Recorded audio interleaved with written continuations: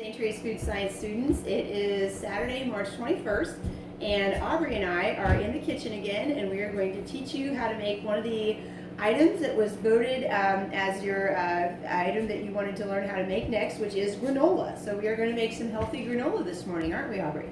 Mm-hmm. What's the first thing we always have to do before we get to work in the kitchen? We need to wash our hands. Right, we need to wash our hands. I've already got my hair tied back, I've got my apron on, but I gotta wash my hands. So I'm gonna come over here and wash my hands.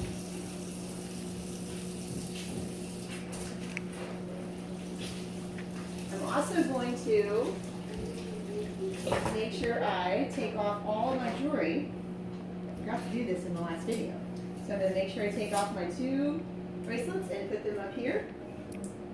And now we are ready to make granola. So in front of us we have some ingredients that can go into granola, and you can change this to make it whatever you would like at your home. So we have some almonds. If you don't like nuts, you don't have to put those in. If you like a different kind of nut, like a walnut or a pecan, you can substitute. We have a little bit of coconut. Again, if you don't like this, you don't have to put it in. You do need some kind of a whole grain to put the base of your granola down with. So this is whole grain oats, and this is different from like your instant oatmeal, because I can show you here the texture is a little coarser. So you can see how these oats have just been rolled out. This is the kind of oats that you would use to make like a really thick, hearty oatmeal. This is not what's going to be inside your like 1 minute oats. So if you go to the store and you look for oats, you want to look for old-fashioned or rolled oats. You don't want to have the instant oats. So there's a difference. The other thing that we can have in our granola is some kind of a dried fruit. So we're just going to use up some dried raisins that we have. You could put in dried cranberries. You could put in dried apples. You could put in dried cherries, whatever you like. So dried fruit. Now, for our sweeteners, we're going to use some all-natural sweeteners here today. So I have maple syrup. This is some of the stuff that we made down at school. I have it in this little bottle. We're also going to use some vanilla extract. These are vanilla beans inside some, this is actually vanilla extract I made at my house. I just took a little bit of like some bourbon and I put these vanilla beans down in them. And they've been sitting for about 3 months since Christmas, and now I have delicious, wonderful vanilla extract. We're not going to use molasses today, but you could use this if you wanted to substitute something for your maple syrup. Molasses would work. It's a little bit less processed than the sugar, so it's a little bit easier on your stomach. So there's that. Now, we are going to begin by measuring out our oats. So we're going to scoop out 2 cups of oats, and again, this is all just very, very random, like, stuff that we're putting together here. This is what we had in the pantry. You can choose to use different ingredients. So if you like to maybe just experiment with some different grains, you can try rolled barley. You can try different other types of ancient grains that are out there. You could even put some chia seeds in your granola. You could put some like sunflower seeds in your granola if you wanted to add a little bit more protein. Those would be some options that would work.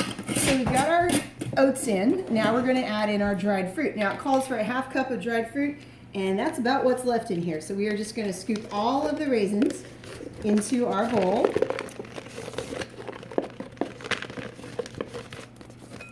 Like so. And again, you can substitute or you can mix dried fruits.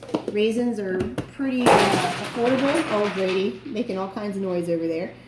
And then we're going to add in some of our nuts. So we're going to put in some coconut flakes. We're going to add in some almonds. And if you notice, I'm not measuring any of this stuff. I'm just kind of going by eyesight. But if you wanted to actually measure, you'd be using about a half a cup of almonds. You'd be using about a fourth a cup of the coconut or the sunflower seeds. You'd be using about a half a cup of your dried fruit. So half a cup of nuts, half a cup of dried fruit, and then a fourth of a cup of some kind of a seed or other type of nut.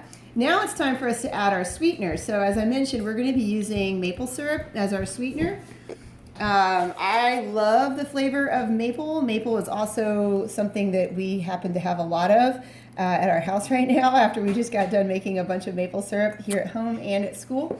So we're going to add in the maple. Aubrey, do you like maple flavor? I love it. Love it. Okay, so again, we're going to add in some maple flavor. I'm not going to measure this. I'm just going to kind of eyeball it. You want to put in about 1/8 to 1/4 of a cup of your sweetener.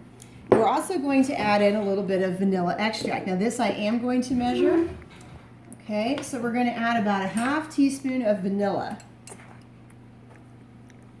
Okay, so we're just going to sprinkle a half teaspoon of vanilla on there. Put our cork back. And last but not least, we want something to give this a little bit of flavor. So always salt and sweet go together. So we're going to shake some salt in here.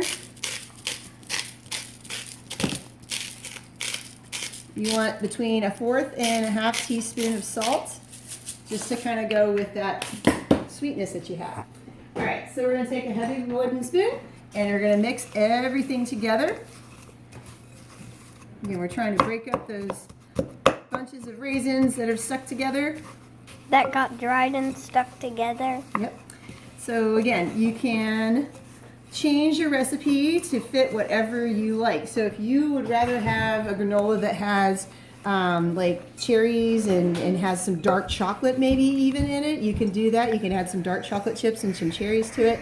If you are somebody who prefers more of like a pecan pie flavor, you could take pecans and you could grind up some pecans or chop up some pecans and put them with your oats, and then you could add maple syrup to that and you would have a really good pecan pie flavored granola.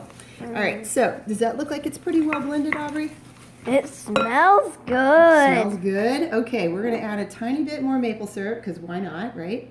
Yeah. And what we're going to do next is we're going to put our granola in the oven. So right now we'd have something that'd be really good to make energy balls with, if you guys have ever made those energy bites. Oh, I remember when we made some for climbing. Yep. So all you'd need to do to go the extra step to make energy bites is add some sort of a nut butter that would bind this together. So if you have some peanut butter, some almond butter, some cashew butter sitting around, you could just put that in and you could form these into little energy bite balls. Right now, it's not going to do that because it doesn't have a binding agent. It doesn't have any kind of a like fat or any kind of a like I guess protein-based ingredient that would be thick enough to bind that together. But it's going to be perfect texture for granola.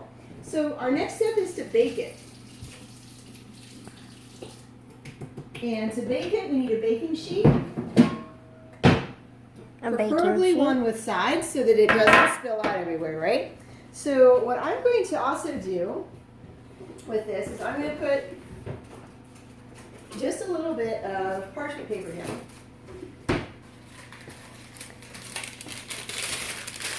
So this is left over from when we made our toffee a couple of days ago.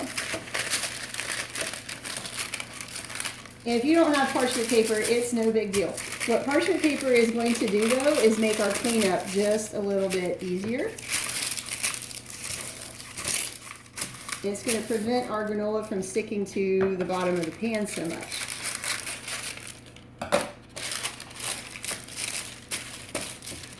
So again, totally not necessary for you to take this extra step of putting down the parchment paper. This parchment paper is trying to defy me here.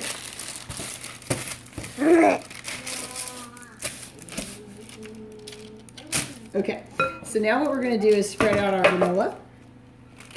Yummy granola. And hopefully the weight of the granola will keep the parchment paper down a little bit here. I have a question. What is it, Aubrey? If you had a muffin pan, could you make granola muffins? We actually are going to make some muffins. That's a good question, Aubrey. We're going to make some muffins that are a lot like this. They're called Morning Glory muffins. So Morning Glory muffins are kind of like granola-ish. They have fruits in them, and they have, let's see, a lot of nuts and stuff like that to give you the protein. So we're going to teach you how to make Morning Glory muffins for breakfast next. Okay? But for right now, here's our granola. We're spreading it out. I'm going to have to put a little bit of granola over here. And try to put a tiny bit more parchment paper down right there. Parchment paper. Parchment paper keeps it from sticking. Alright, so got my granola spread out. And we don't want to bake this too much because we don't want to get it burnt. So we're gonna put this in the oven for just 15 minutes at 350 degrees. So, tiny shake more sea salt over top of everything. That's sea salt? Yeah, that's what it says. Sea salt. Okay. You don't have to use sea salt. You can just use table salt and spread it out. All right, so into the oven it goes at 350 degrees. We're going to set our timer for how many minutes, Aubrey? 15, you said. All right, very good. So we're going to set our timer. And there it goes. All right, so we'll check back in 15 minutes.